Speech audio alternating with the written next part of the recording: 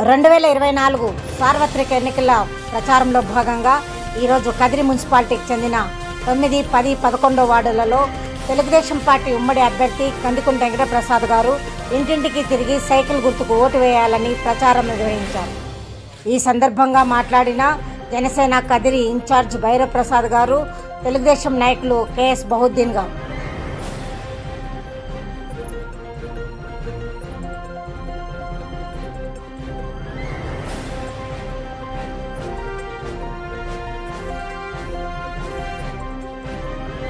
ఈరోజు కదిరి మున్సిపాలిటీకి చెందినటువంటి 9, 10, 11 వార్డులో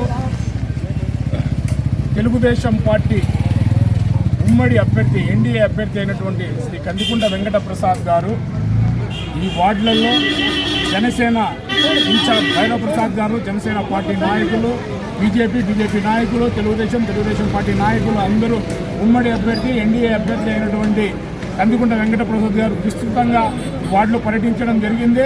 ఎక్కడ పోయినా సాధారణంగా ప్రజలు ఆహ్వానిస్తూ ఖచ్చితంగా ఈసారి మనము సైకిల్ గుర్తుకే ఓటు వేస్తామని చెప్పేసి తెలియజేసుకుంటున్నాము. సంక్షేమ ఫలాలు అందాలా, అభివృద్ధి జరగాల అంటే ఒక్క చంద్రబాబుతోనే సాధ్యం అని చెప్పి ఎక్కడ పోయినా జనాల్లో వచ్చేసింది. ఆయన సూపర్ 6 ప్రవేశపెట్టినటువంటి సూపర్ 6 ప్రోగ్రామ్స్ అన్నీ ఏవైతే ఈ 6 పథకాలు ఉన్నాయో 6 పథకాలు జనంలోకి చొచ్చుకొని పోవడం జరిగింది. మహిళలకు ఉచితంగా సంవత్సరానికి 3 సిలిండర్లు, అదేవిధంగా మహిళలకు 18 సంవత్సరాల నుంచి 49 సంవత్సరాల లోపు ఉన్న ప్రతి మహిళకు కూడా ప్యాకెట్ మనీగా 1800 రూపాయలు నెల ఇవ్వడం జరుగుతుంది.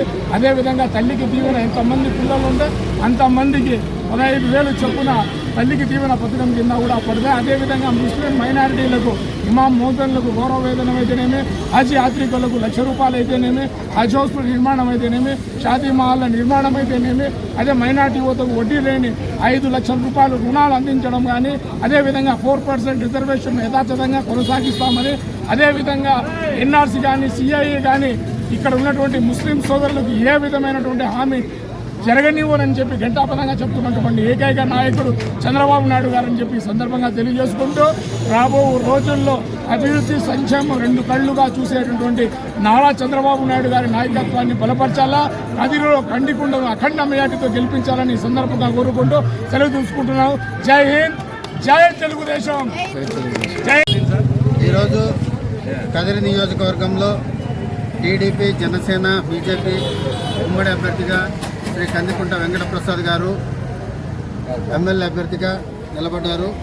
ఆయనకు మద్దతుగా జనసేన, టీడీపీ, బీజేపీ నాయకులు, కార్యకర్తలు, వీర మహిళలు అందరూ వచ్చి ఆయనకు ఈరోజు కదిరి టౌన్ నందు గల గాంధీనగరు 9, 10, 11 వార్డులలో ఈరోజు ప్రచారం నిర్వహించడం జరుగుతుంది. గతంలో చూసుకున్నట్లయితే జగన్మోహన్ రెడ్డి గారు ఈ 5 సంవత్సరాల పాలనలో ఆయన ఎటువంటి అభివృద్ధి చేశారో మీకందరికీ, ప్రజలందరికీ తెలుసు.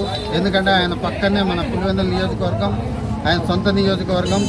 మన కదిరి నుంచి కేవలం గొడ్డళ్ళు తీసుకుని వెళ్ళి అక్కడ ఎవరో ఒకరిని వేసేయడం తప్ప ఆయన కదిరి నియోజకవర్గాన్ని గొడ్డళ్ళు కొనుక్కోవడానికి, కొడవళ్ళు కొనుక్కోవడానికి ఉపయోగిస్తున్నాడు తప్ప ఇక్కడ కదిరి నియోజకవర్గంలో ఎలాంటి అభివృద్ధి జరగట్లేదు.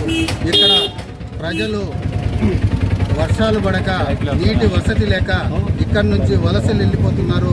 కాబట్టి ఈ 5 సంవత్సరాలు ఎటువంటి చిన్న పరిశ్రమలు కూడా ఏర్పాటు చేసిన దాఖలాలు లేవు. అలాగే కదిరి టౌన్లో ఏ ఒక్క కిలోమీటర్ కూడా సిమెంట్ రోడ్డు వేసిన పాపాన పోలేదు. గత టీడీపీ ప్రభుత్వంలో వేసిన రోడ్లే ఇక్కడ ఉన్నాయి. కాలువలు కూడా నిర్మించిన దాఖలాలు లేవు.